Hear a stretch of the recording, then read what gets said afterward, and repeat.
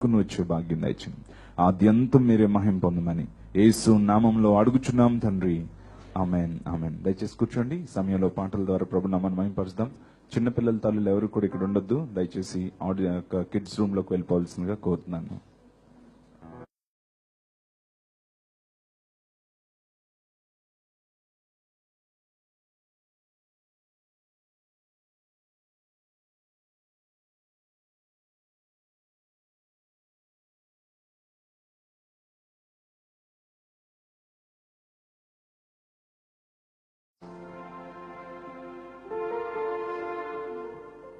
యాభై 59వ పాట పాడుకుందామండి. నడిపించు నానావా నడి సంద్రము నా దేవా. 113వ పాట.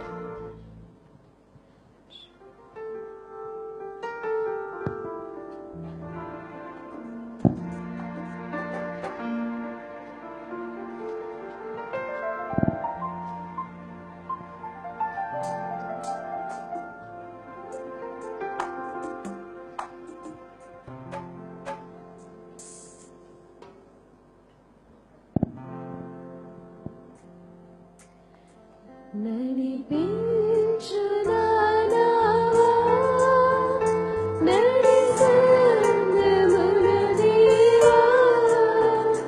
నవ జీవన మార్గమున నా జన్మ తరింప.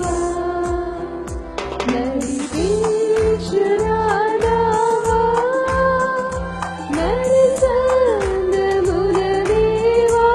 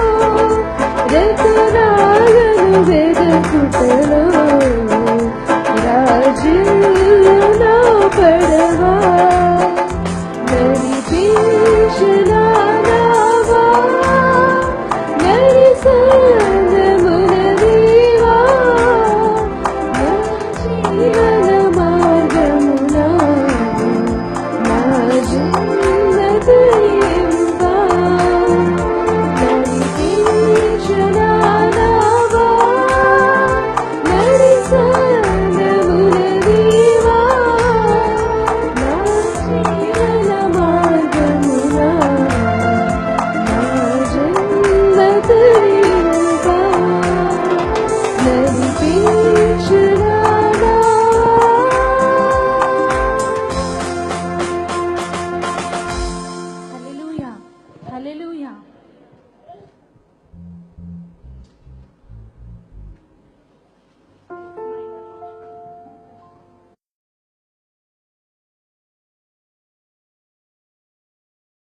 నీ ముఖము మనోహరం.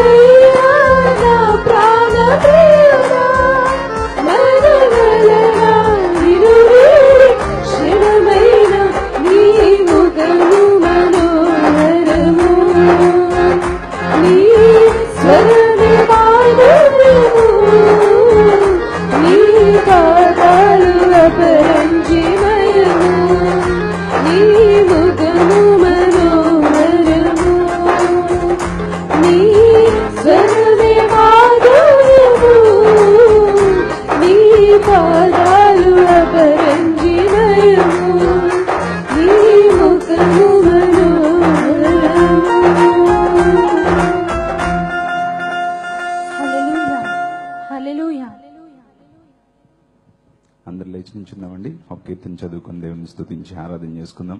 40వ కీర్తన 1 నుంచి 5 వచనాలు మార్చి చదువుకుందాం. Psalm 40 verses 1 through 5. 40వ కీర్తన 1 నుంచి 5 వచనాలు. 40వ కీర్తన 1 నుంచి 5 వచనాలు చదువుకుందాం. బైబిల్ తెచ్చిన వారు అందరూ కూడా తెరవాల్సిందిగా కోరుతున్నాం. 40వ కీర్తన 1 నుంచి 5 వచనాలు. యెహోవా కొరకు నేను సహనముతో కనిపెట్టుకొంటిని, ఆయన నాకు చెవియొగ్గి నా మొర ఆలకించెను.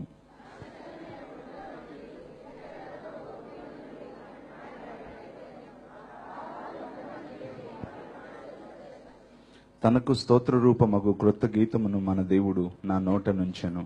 అనేకులు దాని చూచి భయభక్తులు కలిగి యెహోవా యందు నమ్మికయుంచెదరు.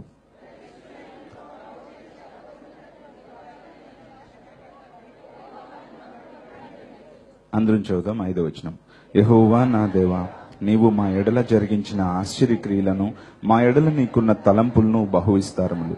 వాటిని వివరించి చెప్పేదని అనుకుంటున్నా, అవి లెక్కకు మించి ఉన్నవి. నీకు సాటి అయిన వాడు ఒక్కడునూ లేడు. దేవుడి వాక్యభాగం దీవించిన గాక. ఇది దావీదు రచించిన కీర్తన. ఈ కీర్తనలో దేవుడు దావీదును విడిపించే విధానానికి ముందుగా తనేం చేశాడో ఇక్కడ చెప్తున్నాడు. తను చేసింది ఏంటంటే, యెహోవా కొరకు నేను సహనముతో కనిపెట్టుకుంటుని. తన జీవితంలో దేవుడు అనేకమైన అద్భుతాలు చేశాడు. వాటన్నిటికంటే ముందుగా అంటున్నాడు, నా జీవితంలో దేవుడు ఇన్ని అద్భుతాలు చేయడానికి గల కారణం నేను దేవుని కోసం సహనంతో కనిపెట్టుకుని ఉంటిని. కనిపెట్టుకోవడమే కష్టం అంటే సహనంతో కనిపెట్టుకోవడం అనేది ఇంకా కష్టం. కానీ ఇక్కడ భక్తుడు దేవుని కోసం సహనంతో కనిపెట్టుకొని ఉన్నాడు. మనం చాలాసార్లు మన చుట్టూ ఉండే పరిస్థితులను చూస్తున్నప్పుడు మనకంటే చిన్నవారు, కొద్దివారు మనకంటే వేగంగా పరిగెడుతున్నట్టు, అభివృద్ధి పొందుతున్నట్టు మనం చూస్తున్నప్పుడు, మన వయసు పెరిగిపోతున్నట్టు చూస్తున్నప్పుడు ప్రభువా ఇంకెన్నాళ్ళు అని మనకు అనిపిస్తూ ఉంటది. అయితే అటువంటి సమయంలో చాలాసార్లు మనం తొందరపడిపోతూ ఉంటాం. కానీ దావీదు దేవుని కోసం దేవుడు దీవించేంత వరకు, దేవుడు విడిపించేంత వరకు సహనంతో కనిపెట్టుకొని ఉన్నాడంట. అన్నయ్యలందరూ ముందే సెటిల్ అయిపోయారు, కానీ దావీదు మాత్రం ఇంకా సెటిల్ అవ్వలేదు. వారందరూ సైన్యంలో ఉన్నారు, కానీ దేవుడు దావీదు సహనంతో కనిపెట్టుకున్నప్పుడు అతని జీవితంలో దేవుడిచ్చిన ఆశీర్వాదం ప్రత్యేకమైంది. అతను కూడా ఒక బంటుగా అక్కడ జాయిన్ అయిపోలేదు, రాజుగా దేవుడు చేశాడు. దేవుని కోసం సహనంగా మనం ఎందుకు కనిపెట్టుకోవాలంటే, మేము రాజులైన యాజక సమూహం అని చెప్తాం కదా, ఆ రాజుగా మనల్ని చేయడం కోసమే సహనంతో కనిపెట్టుకోవాలని దేవుడు కోరుకుంటాడు. హల్లెలూయా. సో అందుకనే అంటున్నాడు, నేను దేవుణ్ణి సహనంతో కనిపెట్టుకున్నాను. అప్పుడే దేవుడు నా ప్రార్థన ఆలకించి ఏం చేశాడు చూడండి. నాశనకరమైన గుంటలో నుండి, జిగటగల దొంగ ఊబిలో నుండి ఆయన నన్ను పైకెత్తెను. నా పాదములు బండ మీద నిలిపి నా అడుగులు స్థిరపరచాను. చూసారండి, మొట్టమొదట జిగటగల దొంగ ఊబిలో నుంచి నన్ను దేవుడు బయటికి లాగాడు, నన్ను నిలవబెట్టాడు. తర్వాత నన్ను బండ మీద స్థిరపరిచాడు కదా. బండ మీద కట్టబడిన ఇల్లు కూలిపోదని బైబిలే చెప్తుంది. బండ మీద స్థిరపరిచాను. తర్వాత తనకు స్తోత్ర రూపమగు క్రొత్త కీర్తన నా నోట ఉంచాను. నేను చక్కగా పాడేటువంటి కృపను దేవుడు నాకు ఇచ్చాడు అని అంటున్నాడు. ప్రభువా, నేను ఊబిలో ఉన్న, బురదలో ఉన్న, గుంటలో ఉన్న, నా ఎడల నీకున్న తలంపులు బహు విస్తారములు. వాటిని లెక్కించదని అనుకుంటే అవి లెక్కకు మించి ఉన్నవి. నీలాంటి వాడు ఒకడు లేడు దేవా, ఎన్ని ఆలోచనలు కలిగి ఉన్నావు అని చెప్పి దేవుని స్తుతించడం మొదలు పెట్టారు. ఈ రోజున బురదలో ఉన్నప్పుడు మనం కృంగిపోకుండా దేవుణ్ణి మనం స్తుతించగలిగితే, దేవుని కోసం సహనంతో కనిపెట్టుకోగలిగితే, తప్పనిసరిగా దావీదు భక్తుడు ఏ అనుభవం గుండా వచ్చి ఎంత ఆనందకరమైన స్థితిని అనుభవిస్తున్నాడో అదే ఆనందకరమైన స్థితిని దేవుడు నీకు అనుగ్రహిస్తాడు. నమ్మిన వారు ఆమెను చెప్తారా? ఎస్. అందుకోసమనే అంటున్నాడు, మా ఎడ్ల నీకున్న తలంపులు చాలా గొప్పవి దేవా, నువ్వు నన్ను బండ మీద నిలబెడతావు, నన్ను స్థిరపరుస్తావు అంటున్నాడు. ఆ గొప్ప దేవుణ్ణి మనం స్తుతించి ఆరాధన చేసుకుందాం. బైబిల్ చెప్తుంది, స్త్రీ తన గర్భమున పుట్టిన బిడ్డను కరుణింపకుండా మర్చిన వారైనా మరచుదురు గాని నేను నిన్ను మరువను అని చెప్పన్నాడు. ఎంతగా మనల్ని దేవుడు మర్చిపోకుండా ఉంటాడు అంటే ఏమన్నాడు? చూడుము, నా అరచేతుల మీదనే నిన్ను చెక్కుకొని ఉన్నాను. దేవుడు మనల్ని పచ్చబొట్టు పొడుచుకోలేదు.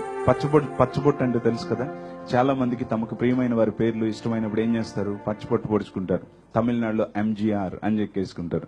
కొంతమంది భార్యలు నుదుటి మీద బొట్టు, పచ్చబొట్టు వేసేసుకుంటారు. కొంతమంది భర్తల పేర్లు చేతి మీద చెక్కేసుకుంటారు. కొంతమంది భార్యల పేర్లు చేతుల మీద చెక్కేసుకుంటారు. తమకు ప్రియమైన వారి పేర్లు పచ్చబొట్టు పొడిపించుకుంటారు. అలా పొడిపించుకోవాలంటే కాటికాకు పసరుతో సూదులతో గుచ్చి ఈ యొక్క పచ్చబొట్టు వేస్తారు. నొప్పి వస్తుంది, జ్వరం వస్తుంది, వాసిపోతుంది కూడా. ఎన్ని బాధలు ఎందుకు భరిస్తారంటే తమకు ప్రియమైన వారు శాశ్వత కాలం వారి చేతి మీద గుర్తుండిపోవాలని. మన దేవుడు మనల్ని పచ్చబొట్టు పొడిపించుకోలేదంట, అరచేతులు చెక్కేసుకున్నాడంట. అందుకోసమని మన దేవుడు ఇప్పుడు కూడా మర్చిపోడు, మన దేవుడు స్థిరపరుస్తాడు. కన్న తల్లి చేర్చున్నట్లు నన్ను చేర్చున్న ప్రియుడు. హల్లెలూయా చెప్పినప్పుడల్లా మనల్ని మనం మర్చిపోయి రెండు చేతులు పైకెత్తి దేవుణ్ణి నిండు మనసుతో దేవుని స్తుతిద్దాం. ఆయన నామాన్ని మహిమపరుస్తాం.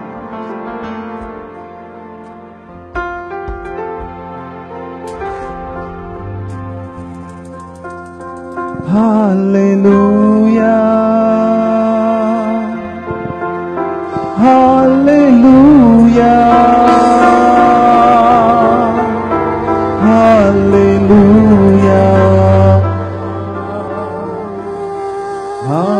Hallelujah,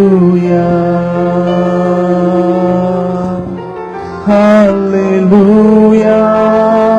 అందరూ పాడదాం. Hallelujah, Hallelujah, Hallelujah. కన్న తల్లి చేర్చునట్లు నన్ను చేర్చున ప్రియుడు. చెప్తాం. కన్న తల్లి చేర్చునట్లు నన్ను చేర్చున ప్రియుడు. హల్లెలూయా, హల్లెలూయా, హల్లెలూయా, హల్లెలూయా, హల్లెలూయా.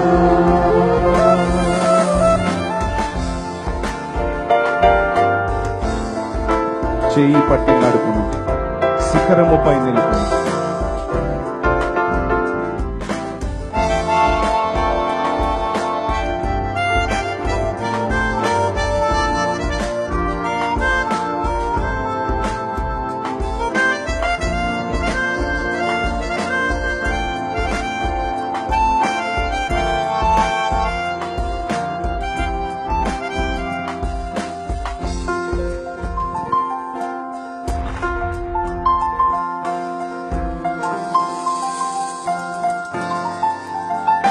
చేయి పట్టి నడుపును, శిఖరముపై నిలుపును. పాడదాం. చేయి పట్టి నడుపును, శిఖరముపై. మరలా చెప్తామా? నిజంగా చెప్తాం. చేయి పట్టి నడుపును శిఖరముపై నిలుపును. మళ్ళా చేయి పట్టి నడుపును శిఖరముపై నిలుపును. కన్న తల్లి చేర్చునట్లు నన్ను చేర్చున ప్రియుడు. కన్న తల్లి చేర్చునట్లు నన్ను చేర్చున ప్రియుడు. హల్లెలూయా పాడదాం. హల్లెలూయా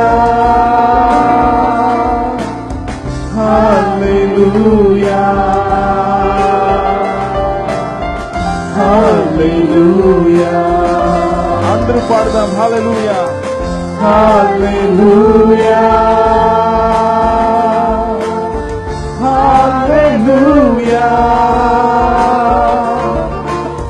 హల్లెలూయా హల్లెలూయా. చేయి విడువడు, ఎన్నడు విడనాడడు, ఎప్పుడు అంధకారంలో ఉన్న జిగట గల దొంగ ఊబిలో ఉన్న ఆయన చేయి విడువడు. పైకి లాగుతాడు, మనల్ని స్థిరపరుస్తాడు, మనల్ని తప్పనిసరిగా ఆశీర్వదిస్తాడు, మన నోటి నిండా నవ్వు కలిగి చేస్తాడు. హల్లెలూయా.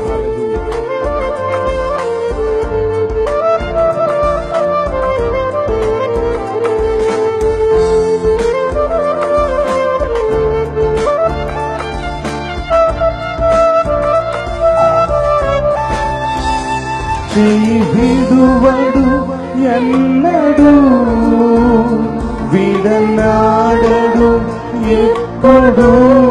చెప్తాం. చేయి విడువడు ఎన్నడు విడనాడడు ఎప్పుడు. మళ్ళీ చెప్తాం. చేయి విడువడు ఎన్నడు విడనాడడు ఎప్పుడు. చూసారు.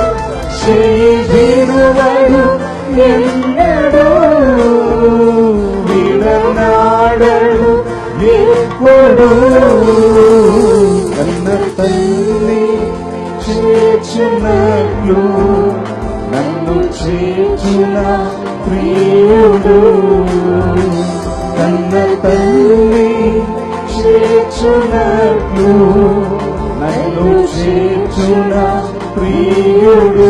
రెండు చేతుల పైకెత్తి చెప్తాం. హల్లెలూయా హల్లెలూయా. ఓ తండ్రి నీకే హల్లెలూయా. అందరం హల్లెలూయా హల్లెలూయా చెప్తాం. హల్లెలూయా హల్లెలూయా హల్లెలూయా హల్లెలూయా హల్లెలూయా. చూడసారి. హల్లెలూయా హల్లెలూయా హల్లెలూయా హల్లెలూయా హల్లెలూయా. ఆ గొప్ప దేవుని చప్పట్లు కొడదామా, మహిమపరుస్తామా? Thank you father. తండ్రి నీ నామమునకి మహిమ కలుగునుగా. కన్న తల్లి చేర్చున్నట్లు చేర్చువాడా, కన్న తల్లి కంటే ఎక్కువగా ప్రేమించువాడా, నీకు స్తోత్రాలు చెల్లిస్తూ దేవా నీకు వందనాలు. మా జీవితాల్లో ఎల్లప్పుడూ ప్రశస్తమైనది, శ్రేష్టమైనది మా కోసం సిద్ధం చేసే దేవుడు తండ్రి. నీ నామమునకి మహిమ కలుగునుగాక. మన దేవుడు మన జీవితాల్లో ఎల్లప్పుడూ ఆయన స్తుతించే వారంగా ఉండాలని ఆయన కోరుకుంటున్నాడు. మన నోటి నిండా చిరునవ్వు కలుగు చేయాలని కోరుకునేవాడు మన దేవుడు. స్తుతి ఆరాధన మన ఊపిరిగా, ప్రేమ అనురాగం మన జీవితంగా ఉండాలని మనకిచ్చే దేశం కూడా దేవుడు శ్రేష్టమైన దాన్ని సిద్ధం చేశాడు. ఈ లోకంలోనే కాదు, పరలోకంలో కూడా మనకి దేవుడు శ్రేష్టమైన దాన్ని ఇచ్చింది. అందుకే మన దేశం కనాను దేశం, మన రాజ్యం దేవుని రాజ్యం. స్తుతి ఆరాధన నా ఊపిరి, ప్రేమానురాగం నా జీవితం. సనుగులు సంశయాలు నా ఊపిరి కాదు, స్తుతి ఆరాధన నా ఊపిరని మన రెండు చేతులు పైకెత్తి చెప్తాం. మన దేశం కనాను దేశం, మన రాజ్యం దేవుని రాజ్యం. మన దేశం కనాను దేశం, మన రాజ్యం దేవుని రాజ్యం. స్తుతి ఆరాధన నా ఊపిరి, ప్రేమానురాగము నా జీవితం. స్తుతి ఆరాధన, స్తుతి ఆరాధన నా ఊపిరి, ప్రేమానురాగము నా జీవితం. నా జీవితం, నా జీవితం యేసుకే అంకితం. పరలోకం నాకే సొంతం. నా జీవితం యేసుకే అంకితం. పరలోకం నాకే సొంతం. స్తుతి ఆరాధన నా ఊపిరి, ప్రేమానురాగము నా జీవితం. స్తుతి ఆరాధన, స్తుతి ఆరాధన నా ఊపిరి, ప్రేమానురాగము నా జీవితం. స్తుతి ఆరాధన, స్తుతి ఆరాధన నా ఊపిరి, ప్రేమానురాగము నా జీవితం. చివరిసారి స్తుతి ఆరాధన నా ఊపిరి, ప్రేమానురాగము నా జీవితం.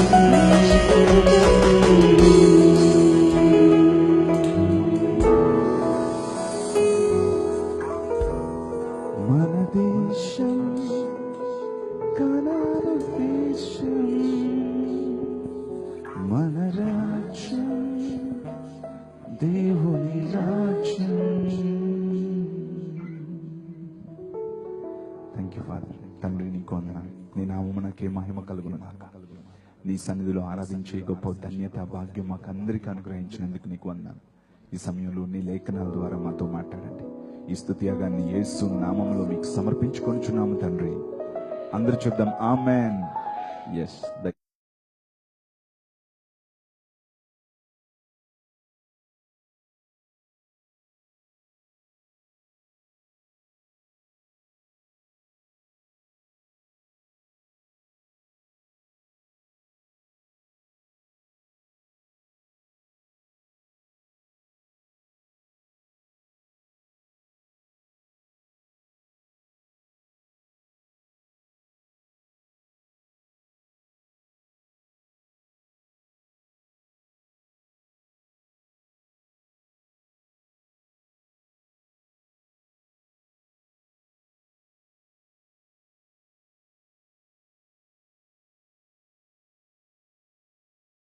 దేవుని నామానికి మహిమ కలుగును గాక.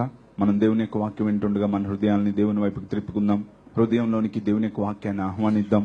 దేవుని వాక్యాన్ని అనుసరించి దేవుని వైపుకి మనం త్రిప్పబడడానికి, మన జీవితాన్ని మలుచుకోవడానికి మనం ఇష్టపడదాం. ఓకే, గత కొన్ని వారాలుగా మనం పీటర్స్ డౌన్ ఫాల్ గురించి మనం చూస్తున్నాం. పేతురు యొక్క ఏ విధంగా ఒక్కొక్క మెట్టు జారిపోయాడు. ఈ రోజున చివరిగా ఇంకొక మెట్టును మనం చూసుకుందాం. అదేంటంటే అబద్ధాలు, లైస్. అది ఆఖరి మెట్టు కింద మనం బైబిల్లో మనం చూసుకోవచ్చు. పేతురు ఒకప్పుడు సత్యాన్ని వెంబడించేవాడు, కానీ ఇప్పుడు పేతురు ఎక్కడికి పడ్డాడంటే అబద్ధం దగ్గరికి వచ్చి పడ్డాడు. బైబిల్లో మనం చూసినట్లయితే మత్తయి సువార్త 26వ అధ్యాయం 69 నుంచి 74 వచనాలు మీరు ఇంటికి వెళ్ళి చదువుకోండి. Matthew chapter 26 versus 69 through 74. ఇక్కడ మనం చూసినట్లయితే పేతురు దూరం నుంచి వెంబడిస్తున్నాడు, ఆయనకి ఏమవుతుందో చూద్దామని చెప్పి. అటువంటి సమయంలో ఒక చిన్న పాప వచ్చి ఏమనిందంటే, నువ్వు యేసుతో కూడా ఉన్నావు కదా అని చెప్పాను. వెంటనే ఏమన్నాడు తెలుసా? నువ్వేం మాట్లాడుతున్నావు నాకు తెలియట్లేదు, ఎవరైనా అని చెప్పి అబద్ధం ఆడేశాడు. ఇంకొంచెం దూరం వెళ్ళినాక ఇంకొక చిన్న పాప కనిపించింది. అవును, నువ్వు యేసయ్యతో ఉన్నావు కదా అని చెప్పాను. వెంటనే ఏం చేశాడు? తను ప్రమాణం చేయడం మొదలుపెట్టి అన్నాడు, నా మీదొట్టు ఆ మనుష్యుని నేను ఎరుగను, ఆ మనుష్యుని నేను ఎరుగను అని అన్నాడు. ఇంకొంచెం దూరం వెళ్ళేటప్పటికి ఒక పెద్దల గుంపులో ఉండేవారు అన్నారు, అవును నువ్వు యేసుతో కూడా ఉన్నవాడివే, నీ మాటను బట్టి చెప్పొచ్చు నువ్వు యేసుతో బాటే ఉన్నావు అనేటప్పటికి తన్ను తాను శపించుటకు మొదలు పెట్టాడు, తన మీద ప్రమాణం చేసుకోవడం మొదలు పెట్టాడు, ఆ మనుష్యుని నేను ఎరుగను అని చెప్పన్నాడు. చూడండి, ఒకప్పుడు నిత్య జీవపు మాటలు గలవాడు నీవే, నీ దగ్గర నుంచి ఎక్కడికి వెళ్తానని చెప్పిన పేతురు యేసుక్రీస్తు ప్రభు ద్వారా ఎన్నో మేలులు, అద్భుతాలు, ఆశ్చర్యకార్యాలు చూశాడు, పొందాడు, రుచి చూసిన వ్యక్తి. కానీ ఇప్పుడు ఎటువంటి అబద్ధాల పుట్టగా మారిపోతున్నాడో మనం చూడొచ్చు. ఒక చిన్న పాప దగ్గర ఆయన ఎవరు, అసలు నువ్వు ఎవరి గురించి మాట్లాడుతున్నావు తెలియదు అన్నాడు. ఇంకొక పాప అడిగితే ఒట్టు పెట్టుకొని ఆ మనుషుని నేను ఎరుగను అన్నాడు. ఇంకొక పెద్దల గుంపు అడిగితే అక్కడ అంటున్నాడు, తన్ను తాను శపించుకుంటూ అన్నాడంట కదండి. గాడ్ ప్రామిస్, మదర్ ప్రామిస్, నేను చచ్చినంతొట్టు, నా మీద ఒట్టు అని కొంతమంది ఒట్లు పెట్టుకుంటారు కదా. అలాగే ఇక్కడ కూడా పేతురు అంటే తన్ను తాను శపించుకుంటూ ప్రమాణం చేసుకుంటూ ఆ మనుష్యుని నేను ఎరుగను అని చెప్పి అన్నాడు. అప్పుడు కోడి కూసింది కదా. ఇక్కడ 3 సార్లు మనం చూస్తే పేతురు ఎలా అబద్ధాలు ఆడుకుంటూ దిగజారిపోయాడు మనం చూస్తున్నాం. ఒకప్పుడు పేతురు సత్యాన్ని వెంబడించాడు కదా. యేసుక్రీస్తు ప్రభు ఏమన్నాడు? ఐఎమ్ ద ట్రూత్ అని చెప్పన్నాడు. సత్యాన్ని వెంబడించిన పేతురు ఒక్కొక్క మెట్టు దిగి అబద్ధం దగ్గరకు వచ్చి పడ్డాడు. అబద్ధం అనేది ఒక భయంకరమైన జారిపోయిన మెట్టు కింద మనం చూసుకోవచ్చు. సత్యమై ఉన్న దేవుడు ఎప్పుడు కూడా ఆయన అబద్ధం ఆడు, ఆయనతో ఉండే ప్రజలు కూడా అబద్ధం ఆడకూడదని దేవుడు కోరుకుంటున్నాడు కదా. మన దేవుడు అబద్ధం ఆడడు అనే సంగతి సంఖ్యాకాండం 23వ అధ్యాయం 19వ వచనంలో మనం చూడొచ్చు. Numbers chapter 23 verse 19. దేవుడు అబద్ధమాడుటకు ఆయన మానవుడు కాదు. అలాగే తీతుకు రాసిన పత్రిక 1వ అధ్యాయం 4వ వచనంలో టైటస్ చాప్టర్ 1 వర్స్ 4 అబద్ధం ఆడనేరని దేవుడు అని మనం చూస్తున్నాం. మన దేవుడు అంటే అబద్ధం ఆడలేడు అని చెప్పి అక్కడ రాయబడింది. అలాగే లేవియ కాండం 19వ అధ్యాయం 11వ వచనంలో లెవిటికస్ చాప్టర్ 19 వర్స్ 11 అక్కడ కూడా 10 ఆజ్ఞల్లో ఒక ఆజ్ఞగా అబద్ధ సాక్ష్యం పలుకకూడదు అని దేవుడు రాయించాడు. దేవుడు అబద్ధం ఆడనేరడు, ఆయన అబద్ధం ఆడడు. ఎందుకంటే దేవునికి అబద్ధం ఆడాల్సిన అవసరం లేదు. ఆయన సర్వశక్తిమంతుడు, కృపగలిగిన వాడు, ఆయన పరిశుద్ధుడు గనక ఆయన అబద్ధం ఆడనేరడు. సో అందుకనే ఆయనకు ఒక పేరుంది, సత్యం కదా. నేనే సత్యం అని చెప్పి ఆయన అన్నాడు. సో ఇప్పుడు ఈ సత్యం దగ్గర నుంచి పేతురు ఎక్కడ పడ్డాడు అంటే అబద్ధం దగ్గరకు వచ్చి పడ్డాడు. దేవుడు యేసుక్రీస్తు ప్రభు ఎలాగైతే సత్యమో అలాగే అపవాది అబద్ధం అన్నమాట. అబద్ధం అంటే ఎవరంటే అపవాది. సో నీ జీవితంలో ఎప్పుడైతే అబద్ధాలనే వచ్చాయో నువ్వు అపవాది బిడ్డవైపోయావని నేను చెప్పట్లేదు, బైబిల్ చెప్తుంది. చూద్దాం బైబిల్లో యోహాను సువార్త 8వ అధ్యాయం 44వ వచనం నేను చదువుతున్నాను, మీరు చూడండి. John chapter 8 verse 44. యోహాను సువార్త 8వ అధ్యాయం 44వ వచనం. మీరు మీ తండ్రియగు అపవాది సంబంధులు, మీ తండ్రి దురాశలు నెరవేర్చగోరుచున్నారు. ఆది నుండి వాడు నరహంతకుడయుండి సత్యమందు నిలిచిన వాడు కాడు, వాని యందు సత్యమే లేదు. వాడు అబద్ధమాడునప్పుడు తన స్వభావమును అనుసరించియే మాట్లాడును. వాడు అబద్ధికుడును అబద్ధమునకు జనకుడునై ఉన్నాడు. చూసారండి, అపవాదిలో సత్యం అన్నదే లేదు. అపవాది ఎవరంట? వాడు అబద్ధికుడును అబద్ధమునకు జనకునుడై ఉన్నాడు. ఇంకా ఫుట్ నోట్లు మీరు చూస్తే ఏముందో తెలుసా? అబద్ధమాడు వారికి జనకుడై ఉన్నాడు అని చెప్పి రాయబడింది. సో అపవాది ఎవరంటే అబద్ధాలు ఆడేవాడు, అబద్ధాలకు జనకుడు, ఫాదర్ ఆఫ్ లైస్ అని మనం చూస్తున్నాం. అబద్ధాలకు జనకుడు, అంత మాత్రమే కాదు అబద్ధములు ఆడు వారికి జనకుడంట. అంటే అబద్ధాలు ఆడే వారికి తండ్రి అని చెప్పింది. అవును, అపవాది అబద్ధాలు ఆడుతాడు. ఏదైనా తోటలో హవ్వతో మొట్టమొదటి అబద్ధం ఆడాడు. ఏమని ఆడాడు? మీరు ఇది తిన్న దినాన్న చావనే చావరు. యేసు ప్రభు చెప్పిందే అబద్ధం, దేవుడు చెప్పిందే అబద్ధం, నేను చెప్పిందే కరెక్ట్ అని చెప్పి అక్కడ హవ్వతో అబద్ధం ఆడాడు. సో అపవాది అబద్ధాలకు జనకుడు. ఇప్పుడు పేతురు ఎక్కడ పడ్డాడు అంటే అబద్ధాలకు జనకుడు దగ్గర వచ్చి పడ్డాడు. ఒక్కొక్క మెట్టు జారి ఇప్పుడు అబద్ధం దగ్గర వచ్చి పడే పరిస్థితి వచ్చింది. ఈ రోజున ఈ అబద్ధం ఎంతగా లోకాన్ని ఏలుతుందో మనందరికీ కూడా తెలుసు. ఒకప్పుడు ఆ అంటే అమ్మ, కానీ ఈ రోజున ఆ అంటే అబద్ధం అని అర్థం కదా. కొంతమంది ఈ రోజుల్లో మనం చూస్తే అన్నం లేకుండా నేను ఉండగలరు కానీ అబద్ధం లేకుండా ఉండలేరు. అబద్ధం ఆడకుండా బ్రతకలేని ఘోరమైన పరిస్థితులకు వచ్చినాయి. కొన్ని సామెతలు కూడా పుట్టుకొచ్చాయి. ఆ సామెతలు కరెక్టేనేమో అనుకొని వాటినే ఫాలో అయిపోయేంతగా అపవాది వాటికి మంచి పెంచి పోషించి ప్రాచుర్యంలోనికి కూడా తీసుకొచ్చాడు.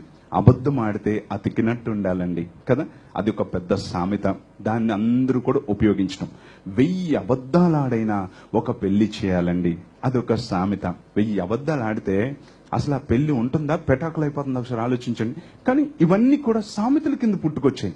ఎందుకోసం అంటే అపవాది మానవ జాతికి అదొక పెద్ద బోధలాగా నేర్పించాడు. ఎందుకంటే వాడు అబద్ధికుడు, అబద్ధాలకు జనకుడు.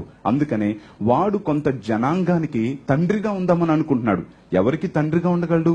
ఎవరైతే అబద్ధాల పొట్టగా ఉంటారో, ఎవరైతే అబద్ధాలు అలవోకగా మాట్లాడగలుగుతారో అటువంటి వారికి అపవాది తండ్రిగా ఉండగలడు కదా. అబద్ధం అనేది నేర్చుకోనవసరం లేదండి, సత్యం అనేది నేర్చుకోవాలి. అబద్ధం అనేది పుట్టిన దగ్గర నుంచి వచ్చేస్తుంది. అది మనిషి యొక్క నైజం. బైబిల్లో కూడా రాయబడింది. చూడండి, కీర్తనల గ్రంథం 58వ కీర్తన 3వ వచనం, సామ్ 58 verse 3. అక్కడేమనుంది? తల్లి కడుపున పుట్టినది మొదలుకొని భక్తిహీనులు విపరీత బుద్ధి కలిగేందురు. అండర్లైన్ చేసుకోండి, పుట్టిన తోడనే అబద్ధములాడుచు తప్పిపోవుదురు. చూసారా? పుట్టిన తోడనే అబద్ధములాడుచు తప్పిపోవుదురు. పిల్లలకి మనం అబద్ధాలు నేర్పించిన అవసరం లేదు, ఆటోమేటిక్ గా వరకు వచ్చేస్తాయి కదా. ఎంత విచిత్రమైన అబద్ధాలు చెప్తారంటే వారి పరిధిలో, వారి జ్ఞానంలో వారు రకరకాలైన అబద్ధాలు చెప్తారు. 3 సంవత్సరాల బాబు యాపిల్ తినడానికి ఇష్టం లేక 2-3 ముక్కలు చిన్నది కొరుక్కొని దాన్ని తీసుకెళ్లి కమోడ్ లో పడేశాడు. 3 years బాయ్. సో మమ్మీకి కోపం వచ్చింది. అరే ఎవడ్రా ఈ యాపిల్ తీసుకెళ్లి కమోడ్ లో పడేశారు అంటే వాడు కథ చెప్పడం మొదలు పెట్టాడు. మమ్మీ రాత్రి బ్యాడ్ వెరీ బ్యాడ్ బాయ్ ఇచ్చాడు. అంత ఎత్తున్నాడు, నా చేతిలో యాపిల్ తీసుకొని ఇలా కొరికి కమోడ్ లో పడేశాడు. వెరీ బ్యాడ్ బాయ్ అన్న. తల్లికి నవ్వాలో లేకపోతే వీడు అబద్ధం ఆడుతున్నందుకు తన్నాలో అర్థం కాలేదు. పిల్లలు అంత చక్కగా అబద్ధాలు ఆడతారు. ఒక పాప మొహం నిండా స్కెచ్ తో గీసేసుకుంది. ఎందుకు అలా గీసుకున్నావు అంటే, మమ్మీ ఒక పెన్ అలా వచ్చి ఇలా గీసేసి మొత్తం అంత కలర్ వేసేసింది మమ్మీ అని అబద్ధం చెప్తుంది. వారి పరిధిలో వారు అబద్ధాలు చెప్తారు, చాలా తెలివిగా చెప్తారు. ఎందుకంటే బైబిల్ చెప్తుంది, పుట్టిన తోడనే విపరీత బుద్ధితో ఇటువంటి అబద్ధాలు చెప్పడం అనేది అలవాటు. అందుకే అబద్ధాలు నేర్చుకోనవసరం లేదు, ఆటోమేటిక్ గా పుట్టుకొని వచ్చేస్తాయి. ఈ రోజు దేవుడు నీతో మాట్లాడుతున్నాడు. మన జీవితంలో అబద్ధాలు ఆడుతున్న పిల్లల్ని చూసి మురిసిపోద్దు, అబద్ధాలు ఆడుతున్న మనల్ని మనం చూసి మురిసిపోద్దు. ఎందుకంటే అబద్ధం అనేది సాతానికి సంబంధించిందన్న సంగతి పూర్తిగా మనం తెలుసుకోవాలి. చాలా భయంకరంగా అబద్ధాలు ఆడేవారిని మనం చూస్తూ ఉంటాం. ఒక రోజున భార్య భర్తలు ఇద్దరు ఉన్నారు, చాలా మంచి ఫ్యామిలీ. అయితే వారు వేరే దేశానికి వెళ్ళినప్పుడు ఒక మంచి గాజు ఆర్టికల్లో తీసుకొచ్చారు. అది చాలా అందంగా ఉంటుంది, అది భార్యకు చాలా ప్రశస్తమైంది. అందుకని అది అందరికీ చూపించుకోవాలని డోర్ తీయగానే కనిపించే షో కేసులో పైన చక్కగా పెట్టిందనమాట. దాన్ని ఎప్పుడు కూడా తుడుస్తా నీట్ గా ఉంచుతా ఉంటది. వారికి ఒక చిన్నోడు ఉన్నాడు. సో ఈ యొక్క బాబుతో మమ్మీ చెప్పింది ఏమనంటే, నాన్న ఎప్పుడు దాన్ని టచ్ చేయకు, అది పడిపోయిందంటే అది చాలా కాస్ట్లీ, అది చాలా ఇష్టమైంది, మమ్మీకి ఇష్టమైంది, అందరూ చూస్తారని నేను ఎదురుగా పెట్టాను, దాన్ని ఎప్పుడు నువ్వు టచ్ చేయకూడదని వార్నింగ్ కూడా ఇచ్చింది. భర్తకు కూడా భయమే అది పట్టుకోవాలంటే. సో అయితే అటువంటి వార్నింగ్ ఇచ్చిన ఈ బిడ్డకి అది తాకాలి అని అనిపించింది. ఎందుకంటే మనిషికున్న ఇంకొక నైజం ఏంటంటే, దేన్నైనా తాకూడదంటే దాన్ని తాకాలనిపిస్తుంది. తడి పెయింట్ వేసి తడి పెయింట్ తాకరాదు అని అక్కడ బోర్డు పెట్టాం అనుకోండి, ఇలా టచ్ చేసి మనం చూస్తాం అది తడిగా ఉందా లేదని. అది మనిషి యొక్క నైజం అది. అలాగే వీడికి కూడా ఎప్పటి నుంచో ఆశగా ఉంది. మమ్మీ డ్యూటీకి వెళ్ళింది, చక్కగా ఒక చిన్న స్టూల్ వేసుకొని మెల్లిగా దాన్ని టచ్ చేద్దామని ఇలా అన్నాడు. జారి పల్లుమని పగిలిపోయింది అంతే. డాడీ పరిగెత్తుకుంటూ వచ్చాడు, అరే ఏం చేసావురా అని చెప్పి. ఇంకేముంది, అంత పెద్ద గాజు బౌల్ పగిలిపోయింది. అమ్మో మమ్మీ ఏం చేస్తుందిరా మనల్ని, ఏం చేస్తుందో తెలియదని టెన్షన్ పడిపోతున్నాడు. ఇప్పుడు ఏం చెప్తావు మమ్మీకి, ఇప్పుడు మమ్మీ ఏం చేసేస్తుందో తెలుసా, నేను ఏం చెప్పుకుంటావు అంటే, డాడీ నువ్వు మౌనంగా ఉండు నేను చెప్పుకుంటాను అని అడిచినాడు. సరే చెప్పుకో అని ఊరుకున్నాడు. సాయంత్రం అయింది, డోర్ తీయగానే భార్య, ఏమండి ఎక్కడుంది ఆ గాజు బౌల్ అంటే, అక్కడుంది చూడన్నాడు. ఇంత ముద్దలాగా పోగేసింది అక్కడ. ఏమైంది, ఎవరు పగులు కొట్టారు అని అంటే, ఏమో అన్న అడుగు అని మౌనంగా ఊరుకున్నాడు. మమ్మీ డాడీ లాగేసాడు, పడిపోయింది. సింపుల్. చూసారా? అందుకే అన్నాడు, నువ్వేం మాట్లాడొద్దు నేను చూసుకుంటాను, మమ్మీ డాడీ తోసేసాడు అని చెప్పేసి. సింపుల్. ఇలా పిల్లలు చిన్నప్పటి నుంచి అబద్ధాలు ఆడుతారు. మనుషులు ఇంత భయంకరంగా అబద్ధాల్లో నిష్ణాతులైపోయారు. అయితే దేవుడు కోరుకుంటుంది ఏంటంటే, అబద్ధాలను బట్టి అతిశయించే వరంగా కాకుండా సత్యాన్ని బట్టి అతిశయించే వరంగా ఉండాలని దేవుడు కోరుకుంటున్నాడు. హల్లెలూయా. సో అబద్ధాలు ఆడి ఎవరైనా బ్రతకగలరా? అబద్ధాలు ఆడితేనే మనం ఉనికిని కనుగొనగలమా? అబద్ధాలు ఆడితేనే మనం సర్వైవ్ అవ్వగలమా? బైబిల్ ఏమని చెప్తుందో తెలుసండి, అబద్ధాలు ఆడిన వాడు ఎవ్వడు గొప్పోడు అవుతున్నట్లుగా బైబిల్ చెప్పలేదు. సమయం తక్కువ ఉంది కనుక మనం ఒక 2 క్యారెక్టర్లు బైబిల్ అని చూసుకుందాం. అబద్ధం ఆడి వారు గొప్పోళ్ళు అయిపోయారో లేదో మనం చూసుకుందాం. మొట్టమొదటిది మనం చూస్తే, నేను జరిగింది చెప్తాను, మీరు ఇంటికి వెళ్లి చదువుకోండి. మొట్టమొదటిది గెహాజీ, 2వ రాజుల గ్రంథం 5వ అధ్యాయం 22 నుంచి 27 వచనాలు మీరు ఇంటికి వెళ్లి చదువుకోండి. 2 Kings chapter 5 verses 22 through 27. అక్కడ మనకి ఎలీషా అనే ఒక గొప్ప దైవజనుడు ఉన్నాడు.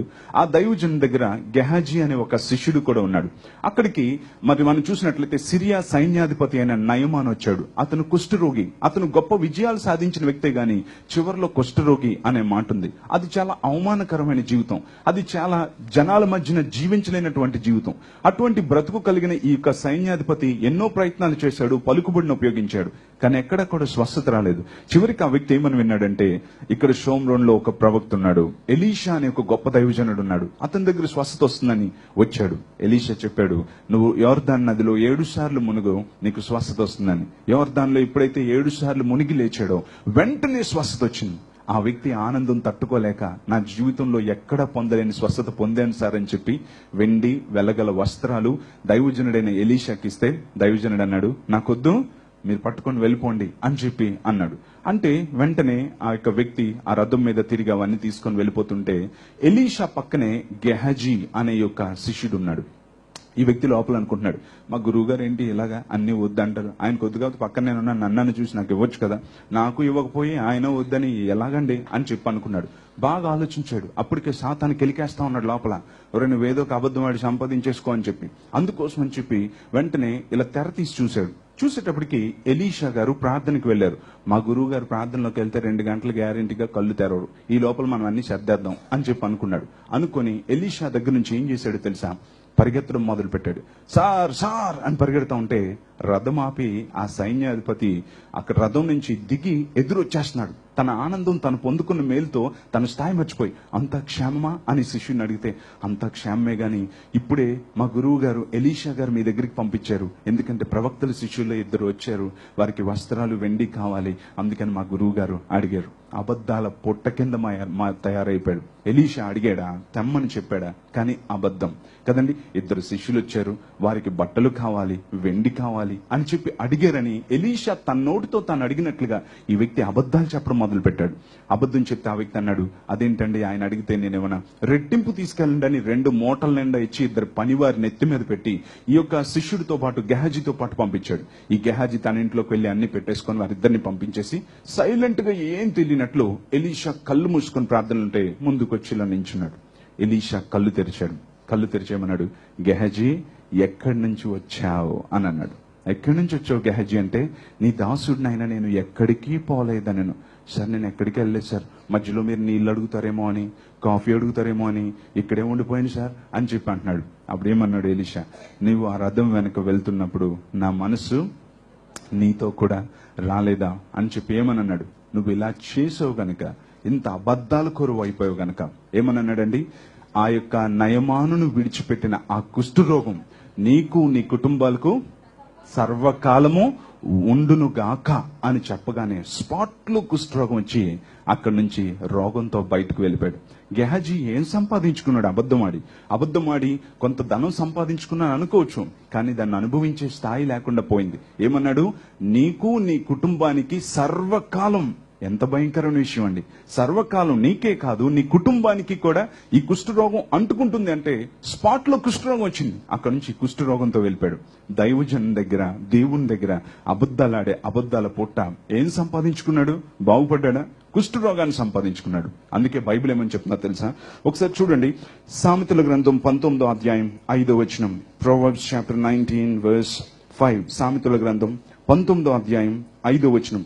అబద్ధముల కూట సాక్షి శిక్షనందుకు అండర్లైన్ చేసుకోండి. అబద్ధములాడువాడు తప్పించుకొనడు. చూసారండి, he who speaks lies will not escape అనుంది. చూసారండి, అబద్ధములాడువాడు తప్పించుకొనడు అనుంది. ఇప్పుడు 9వ వచనం చదవండి. సామెతల గ్రంథం 19వ అధ్యాయం 9వ వచనం. కూట సాక్షి శిక్షనందుకు అబద్ధములాడువాడు నశించును. చూసారండి, ఇందాకేమనుంది? తప్పించుకొనడు, నశించును. అబద్ధాలు ఆడేవాడంట తప్పించుకోడంట.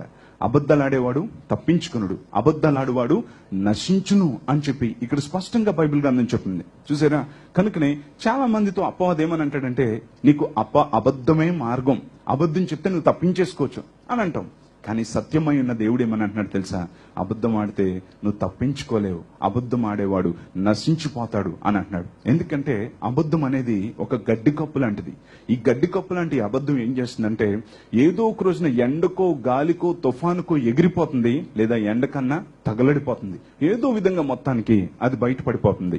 అందుకే బైబిల్ అంటుంది, అబద్ధములాడువాడు తప్పించుకొనడు, అబద్ధములాడువాడు నశించును అని చెప్పింది. అపోస్తలుల కార్యంలో 5వ అధ్యాయంలో అననీయ సప్పీరా అని ఇద్దరున్నారు. వారిని గురించి మీరు ఇంటికి వెళ్ళి చదువుకోండి. ఆ కాలంలో అపోస్తలుల పాదాల దగ్గరికి ఆనాటి సంఘం అంతా కూడా ఏం చేసేవారంటే, వారి ఆస్తులు అమ్మినా పొలం అమ్మినా అవన్నీ అపోస్తలుల పాదాల దగ్గర తీసుకొచ్చి పడేసేవారు. పడేస్తే అపోస్తలు వారి వారి అక్కర్లు కొలిది వారికి అన్నింటినీ కూడా ఇచ్చేవారు. అన్నయ్య పిల్లలకి ఫీజు కట్టలేదంటే ఓకే తీసుకెళ్లి కట్టమ్మా అని ఇచ్చేసేవాడు. అన్నయ్య మెడికల్ బిల్ ఓకే తీసుకెళ్ళమ్మా అని చెప్పి అపోస్తల పాదాల దగ్గర అమ్మేసిన ఆస్తులన్నీ వచ్చి పడేస్తే వాటిలోంచి వారి వారి అక్కర్లు కొద్ది వారికి పంచి పెడతా ఉండేవారు.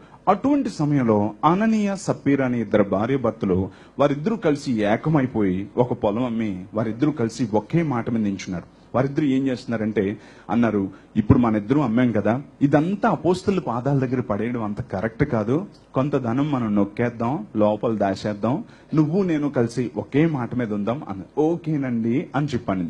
సో ఇప్పుడు మనందరం కలిసి ఒక 4-5 లక్షలు ఇంట్లో దాచేసుకుందాం. అక్కడికి వెళ్ళి ఇప్పుడు అపోస్తలుల పాదాల దగ్గర నేను ఫస్ట్ వెళ్ళి, ఇది అమ్మేసి అయ్యగారండి పొలం అమ్మేమండి, ఇదిగోండి డబ్బులు అని చెప్పి పేతురు గారి దగ్గర నేను పడేస్తాను. ఓ 3 గంటల తర్వాత నువ్వురా, నిన్ను అడిగినా నువ్వే అది చెప్పు. ఏమని చెప్పాలి అంటే 5,40,500 రూపాయలు. నేను ఊరికి చెప్తున్నాను, ఏదో ఒక ఫిగర్ చెప్పాలి కాబట్టి మామూలు చెప్తున్నాను. అలాగనే నువ్వు చెప్పు అని ఇద్దరు బాగా మరలా చెప్పుకున్నారు.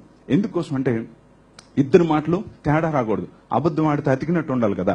సో అందుకోసం అని చెప్పి ఏమన్నాడంటే 5,40,500 నేను వెళ్ళి చెప్తాను, తర్వాత నువ్వు కూడా వచ్చి అదే ఫిగర్ చెప్పు, లేకపోతే డౌట్ వచ్చేస్తుంది పేతురు గారికి అని చెప్పి అన్నాడు. మళ్ళా చెప్పు 5,40,500. మీకు విషయం తెలుసా?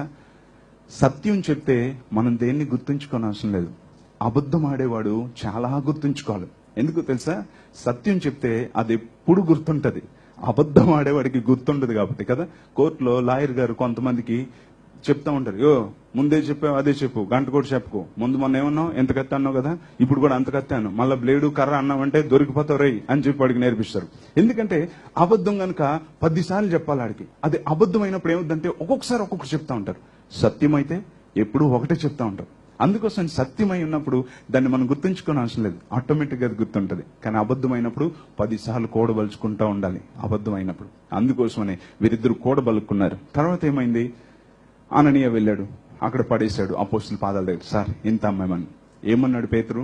అననీయ ఇంతకే నువ్వు అమ్మేవా అని అంటే, అవును సార్ ఇంతకే అమ్మానంటే, పరిశుద్ధాత్మకు వ్యతిరేకంగా ఎందుకు అపవాది మిమ్మల్ని ఎలా ప్రేరేపించాడయ్యా? అబద్ధం ఆడేలా ఎవరు ప్రేరేపించారంట? అపవాది ప్రేరేపించాడు.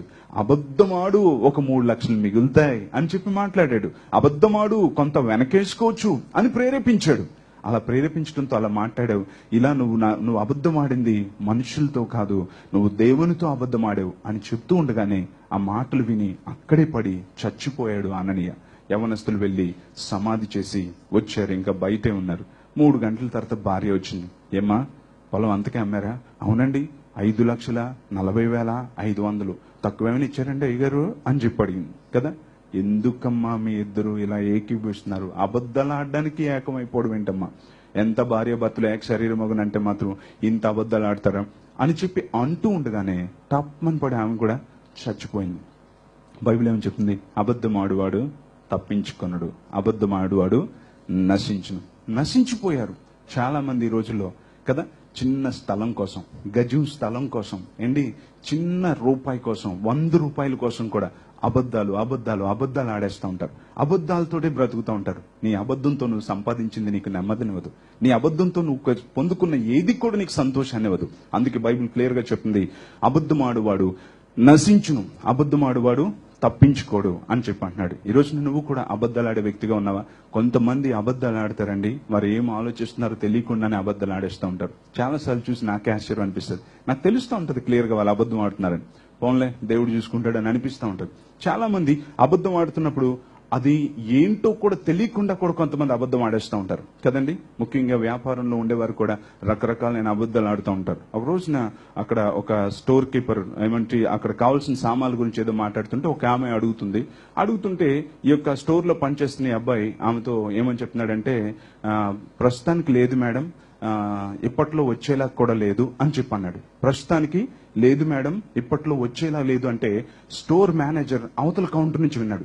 వీడెవడు వచ్చిన కస్టమర్ తో ఎలాగా అంటున్నాడు, ప్రస్తుతానికి లేదు, వచ్చే అవకాశం లేదు అంటున్నాడు. కోపంతో వచ్చేసి madam actually we ordered, already మేము దాన్ని ఆర్డర్ ఇచ్చాం, ఇంకొక 3 weeks లో అది వచ్చేస్తుంది అన్నాడు. పక్కకు తీసుకెళ్లి, అరే కస్టమర్ షాపుకు వచ్చినప్పుడు లేదు, వచ్చే సూచన లేదు అంటావేంట్రా, ఏదైనా వస్తుంది, ఆర్డర్ ఇచ్చాం, 2-3 రోజులు వస్తుందని చెప్పాలరా, లేకపోతే పీకేస్తాను నీ ఉద్యోగం అని చెప్పి అన్నాడు. మేడం వెళ్ళిపోయింది.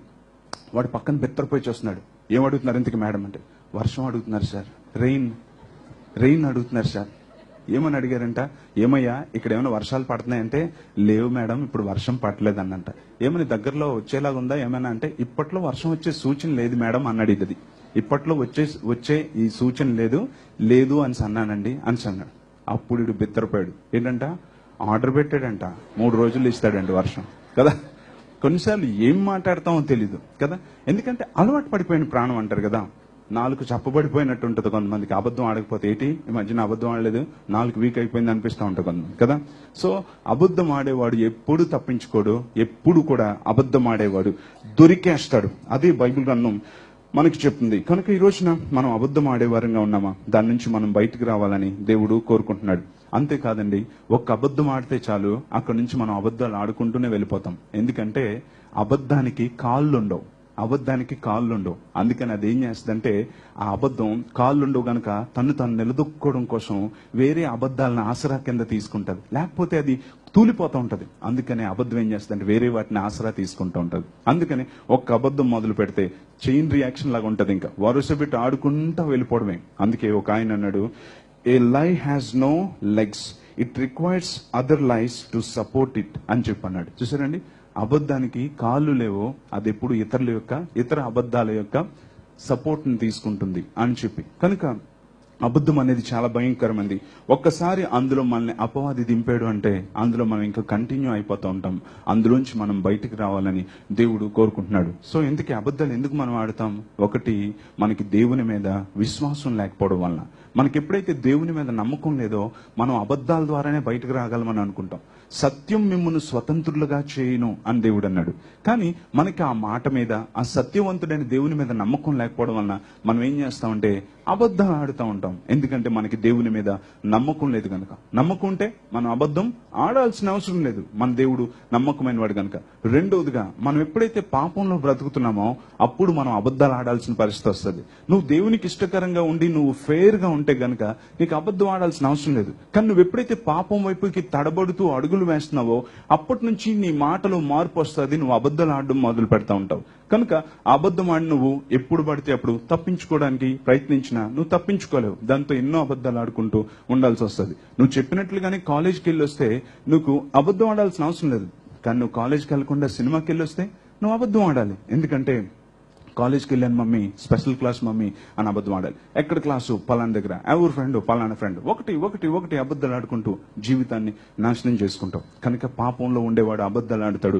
అబద్ధాలు ఆడేవాడు ఇప్పుడే కాదు, తర్వాత కూడా వారి జీవితంలో చాలా భయంకరమైన పరిస్థితుల్ని రుచి చూస్తూ ఉంటారు. ముఖ్యంగా యవనస్తులు కూడా అనేక మంది ఎప్పుడు చూసినా అబద్ధం ఆడుతూ ఉంటారు. అబద్ధం వలన నువ్వు ఎప్పుడు కూడా దొరికిపోతావు అన్న సంగతి తెలుసుకోవాలి. ఆ మధ్యన ఒక ఆమె ఫోన్ చేసి చాలా ఏడుస్తుంది. అన్న, నా పరిస్థితి బాగలేదన్నా, నేను చచ్చిపోదాం అనుకుంటున్నాను. ఇందాక 2 hours 3 hours అయిందన్న నాకు పెళ్ళి. 3 గంటలు పెళ్ళి అయితే అప్పుడే చచ్చిపోదామని ఎందుకమ్మా నీకు అనిపిస్తుంది? 3 గంటలే అయింది పెళ్ళి, కానీ చచ్చిపోవాలని అనిపిస్తుంది. ఎందుకమ్మా, ఎందుకు నీకు చచ్చిపోవాలని అనిపిస్తుంది అని చెప్పంటే, ఏం లేదన్నా, నేను 3 గంటల క్రితమే పెళ్ళయింది. పెళ్ళైన వెంటనే ఇలా గదిలోకి రాగానే నా భర్త నన్ను ఒక మాట అడిగాడు. అదేంటంటే, నా మీద ఒట్టేసి చెప్పు, దేవుడి మీద ఒట్టేసి చెప్పు, నీకు ఇంతకు ముందు ఎవరితో కూడా సంబంధాలు లేవని. అదేంటండి మీరు అలా అడుగుతున్నారు? ఇంతకు ముందు ఎప్పుడైనా నేను అలా చెప్పాను, ముందు మీరు ఎంక్వైరీ చేసుకున్నారు కదా, మా మమ్మీ చెప్పింది కదా, మా డాడీ చెప్పారు కదా, నేను కూడా చెప్పాను కదా, మా మమ్మీ ఏమని చెప్పింది, మా డాడీ ఏమని చెప్పాడు కదండి, దించిన తల ఎత్తదని చెప్పారు కదా, అదేంటండి మీరు అలా నన్ను అడుగుతున్నారు, ఇంతకు ముందు మీకు అన్నీ చెప్పాను కదా, మాకు ఎవరితో సంబంధాలు కానీ ఏమీ ఉండవని చెప్పి, నాకు చదువే ప్రపంచం, ఇంకేమీ ఉండదని చెప్పాను కదా, మళ్ళీ ఇప్పుడు ఊరకనే తెలుసుకున్నానంతే, పెద్ద ఇదేం లేదు, మామూలుగా అడుగుతున్నానంతే, ప్రామిస్ చేసి చెప్పు అని అంటే, ఇంకా అంత అడుగుతున్నప్పుడు ఇంకెందుకు చెప్పకూడదని చెప్పి ఒక్కటి మాత్రమే చెప్పానన్నయ్య. ఒకటే చెప్పామంటే ఇంకా ఉన్నాయన్నమాట. సో ఒక్కటి మాత్రమే చెప్పానన్నయ్య. చెప్పేటప్పటికి ఆ దేవుడు నాకెందుకు ఇలాంటి దాన్ని ఇచ్చాడు అని, నువ్వు ఎన్ని అబద్ధాలన్నా నాకు తెలియదా, కరెక్ట్ గా పెళ్ళి ఇలా లోపలికి వచ్చేటప్పటికి ఒకడు నాకు నీ ఫోటోలు పంపించాడు, నీ బాయ్ ఫ్రెండ్ తో దిగినవని ఇలా చూపించి నాకు నువ్వు వద్దని వెళ్ళిపోయాడన్నయ్య. ఎందుకు? నువ్వు అబద్ధాలు ఆడావు. నువ్వు ఎందుకు అబద్ధాలు ఆడాల్సి వచ్చింది? పెళ్లికి ముందే ఇష్టానుసారంగా జీవించడం వలన నువ్వు అబద్ధాలు ఆడాల్సి వచ్చింది. అబద్ధం ఎప్పటికన్నా తప్పిపోతుందా? అబద్ధం ఎక్కడైనా సరే తప్పించుకోగలరా అబద్ధం ఆడేవాడు కదండి. అక్కడో నేను దుబాయ్లో పెళ్లి చేసుకుంటున్నాను, లేకపోతే నేను అమెరికాలో పెళ్లి చేసుకుంటున్నాను, వాళ్ళ నుంచి ఇంకెక్కడో స్విట్జర్లాండ్ లో ఉంటారని అనుకుంటే అన్ని దగ్గరికి ఉన్నది ఒక బుక్, ఫేస్బుక్ కదండి. అందుకోసమే ఆ ఫోటో పంపించేశాడు మొత్తం. ఇగో నువ్వు చేసుకున్న నీ వైఫ్ నా గర్ల్ ఫ్రెండ్, నాకే కాదు ఇంకో ఇద్దరికి కూడా ఫ్రెండ్ అని చెప్పి మొత్తం 3 ఫోటోలు పంపించేశాడు. నాకెందుకు దేవుడు ఇలాంటి దాన్ని ఇచ్చాడని వెళ్ళిపోయాడు. కారణం ఏంటి? పెళ్లికి ముందు ఇష్టానుసారంగా జీవించి అబద్ధం ఆడి ఏదో పెళ్లి చేసేసుకుందాం అని అనుకోవడంతో దొరికిపోయింది ఆ అమ్మాయి. ఇప్పుడు ఏం చేయాలి? చచ్చిపోవాలని అనిపిస్తుందంట కదా. అదే పెళ్లికి ముందే గనక పవిత్రంగా ఉంటే ఈ ప్రాబ్లం ఉండదు కదా. అక్కడెక్కడ తిరిగి ఫోటోలు తీసుకోకపోతే ఈ ప్రాబ్లం ఉండదు కదా. మొహానికి గుడ్డ కట్టేసుకొని ఊరంతా తిరగకపోతే ఈ ప్రాబ్లం ఉండదు కదా. ఈ విధంగా ఇష్టానుసారంగా జీవించిన తర్వాత ఆ ఫోటోలన్నీ మండి అవతలోడు కరెక్ట్ గా నీకు పెళ్లి అయ్యేటప్పటికి స్పాట్ పెడతాడు. అప్పుడు నీ పని అయిపోద్ది, అలాగే వదిలేసి వెళ్ళిపోతారు. అంధకారం అయిపోద్ది జీవితం. ఇది ఒక మచ్చుకు మాత్రమే. ఈ రోజున దేవుడు నీతో కూడా మాట్లాడుతున్నాడు. అబద్ధాలు ఆడేవాడు ఎప్పుడు కూడా తప్పించుకోడని దేవుని యొక్క వాక్యం స్పష్టంగా చెప్తుంది. అయితే పేతురు ఈ అబద్ధాల నుంచి ఎలా విడుదల పొందాడు? ఒకటేనండి, పశ్చాత్తాపడి ఏడ్చాడు, సంతాపపడి ఏడ్చాడు. దాని ద్వారా అబద్ధాలను విడిచిపెట్టి దేవుని దగ్గరికి వచ్చాడు. మత్తయి సువార్త 26వ అధ్యాయం 75వ వచనం, మాథ్యూ చాప్టర్ 26 వర్స్ 75. మత్తయి సువార్త 26వ అధ్యాయం 75వ వచనం. కనుక కోడి కూయక మునుపు నీవు నన్ను ఎరుగనని ముమ్మారు చెప్పెదవని యేసు తనతో అనిన మాట పేతురు జ్ఞాపకముంచుకొని వెలుపలికి పోయి సంతాపపడి ఏడ్చాను. చూసారండి, సంతాపపడ్డాడు, పశ్చాత్తాపడ్డాడు. అయ్యో నా ప్రభువుని నేను తెలియదని అబద్ధం ఆడానా అని సంతాపపడి ఏడ్చాడు. ఈ సంతాపంతో ఉన్న ఏడ్పిటంటే దైవ చిత్తానుసారమైన కన్నీరు. ఇస్కరియోతు యోధ అక్కడ అయ్యో నా ప్రభువునే అమ్మేశానే అని సంతాపపడి ఏడ్చి ఊరేసుకొని చనిపోయాడు. సో నిజమైన పశ్చాత్తాపం అంటే దానికి శిక్షను విధించేసుకొని నువ్వు చచ్చిపోవడం కాదు. ఇతను పశ్చాత్తాపడి ఏడ్చి తన్ను తాను హాని చేసుకోలేదు, కానీ తనలో మార్పు అన్న దాన్ని చూపించాడు పేతురు. ఎలా చూపించాడో మనకి బైబిల్లో స్పష్టంగా తెలుస్తుంది. ఎలా చూపించాడు? ఆ తర్వాత యేసుక్రీస్తు ప్రభు పశ్చాత్తాపడిన తర్వాత, యేసుక్రీస్తు ప్రభు చనిపోయి తిరిగి లేచి పరలోకానికి వెళ్ళిపోయిన తర్వాత ఈ పేతురు కూడా యేసుక్రీస్తు ప్రభు కోసం హతసాక్షి అయిపోయాడు. ఎలా హతసాక్షి అయిపోయాడు? నువ్వు యేసుతో కూడా ఉన్నవాడు కదంటే నాకు తెలీదు, నా మీదొట్టు అని చెప్పి బొంకిన ఈ పేతురు, నువ్వు యేసుక్రీస్తు కొరకు నువ్వు ఈ విధంగా జీవిస్తున్నావు కదంటే, ఎస్ నేను యేసు ప్రభు కోసం జీవిస్తున్నాను, ఆయన నా దేవుడు, ఆయన నా ప్రాణం, ఆయన నా సర్వం, అయితే నేను చంపేస్తాను, చంపేయండి, నిన్ను సిలువేసేస్తాం, వేసేయండి, కానీ ఒక్క రిక్వెస్ట్ అన్నాడు. ఏంటి అంటే, నా ప్రభు కోసం నేను సిలువ వేయబడ్డానికి రెడీ, కానీ ఆ ప్రభు కోసం, ఆ సత్యం కోసం నేను ఆయనలా సిలువేయబడ్డానికి అర్హుణ్ణి కాను. నన్ను ఆయన కోసం తల్లక్రిందులుగా సిలువేసి చంపేయండి. ఆయన నాకు తెలుసు, యేసు నాకు తెలుసు, దానికి నేను సాక్షిని అని చెప్పి యేసుక్రీస్తు ప్రభు కోసం హతసాక్షి అయిపోవడం అనేది ఆనందమైందిగా స్వీకరించడం ద్వారా తన మార్పును తెలియజేశాడు లోకానికి. చెప్పులు కూడా దేవుని నామాన్ని మహిమపరుస్తాం. హల్లెలూయా. ఒకప్పుడు తెలియదని అబద్ధం ఆడాడు. పశ్చాత్తాపడిన తర్వాత ఆ నిర్ణయం తీసుకున్నాడు. ప్రభువా, నా జీవితంలో ఆఖరి క్షణం వరకు కూడా నిన్ను గురించి నేను ఇంకెప్పుడు అబద్ధం ఆడినయ్యా, నా ప్రాణం పోయినా సరే నేను అబద్ధం ఆడను అనే నిర్ణయం తీసుకున్నాడు. మనసెరిగిన దేవుడు చనిపోయి తిరిగి లేచిన వెంటనే ఏం కబురు పంపించాడు తెలుసా? అది చదివినప్పుడు నిజంగా నా కళ్ళల్లో కన్నీరు వచ్చింది. ఎందుకంటే మన దేవుడు ఎంత ప్రేమిస్తాడు అని అనిపించింది. పేతురు ఎక్కడో కళ్ళుబ్బిపోయి ఏడుస్తా ఉన్నాడు. 3వ రోజున యేసుక్రీస్తు ప్రభు చనిపోయి తిరిగి లేచాడు కదా. తిరిగి లేచిన తర్వాత కొంతమంది స్త్రీలు వెళ్లారు. సమాధి ఖాళీగా ఉంది. అక్కడ ఒక దేవదూత ఉన్నాడు. ఆ దేవదూత ఏమని చెప్పాడో తెలుసా? చదవండి ఒకసారి, మంచి మాట.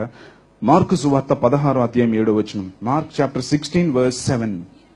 మీరు వెళ్లి ఆయన మీకంటే ముందుగా గలిలయలోనికి వెళ్ళుచున్నాడనియు ఆయన మీతో చెప్పినట్టు అక్కడ మీరు ఆయనను చూతురనియు, అండర్లైన్ చేసుకోండి, ఆయన శిష్యులతోనూ పేతురుతోనూ చెప్పుడని.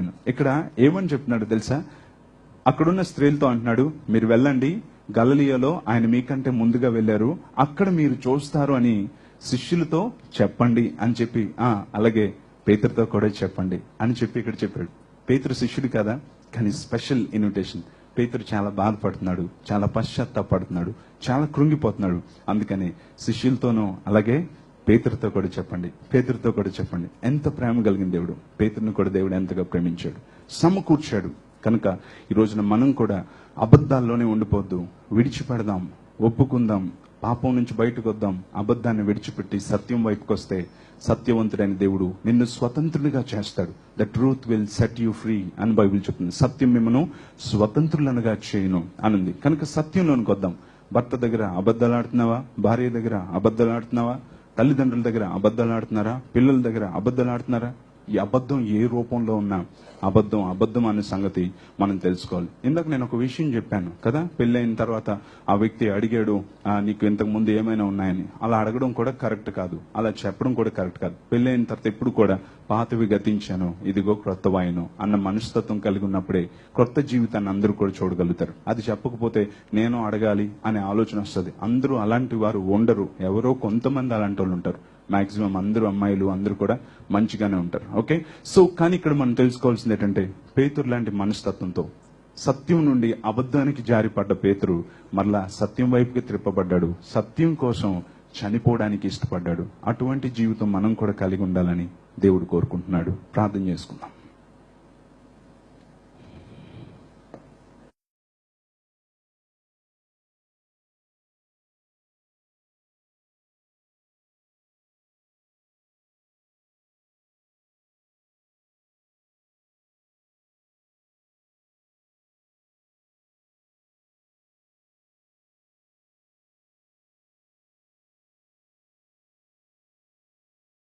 అంటున్నాడు, ఈ రోజైనా నువ్వు పశ్చాత్తాప పొందగలవా? గెహాజీ అబద్ధాలాడి ఏం సంపాదించుకున్నాడు? అననీయ సప్పీరా అబద్ధాలాడి ఏం సంపాదించుకున్నారు? ప్రాణాలు పోగొట్టుకున్నారు, కుష్ఠరోగం సంపాదించుకున్నారు, అవమానకరమైన జీవితాన్ని సంపాదించుకున్నారు. అబద్ధాలాడే యవనస్తులు, అబద్ధాలాడే పెద్దలు, అబద్ధాలాడే మనుషులు, ఎవరికైనా అవమానం తప్పదు.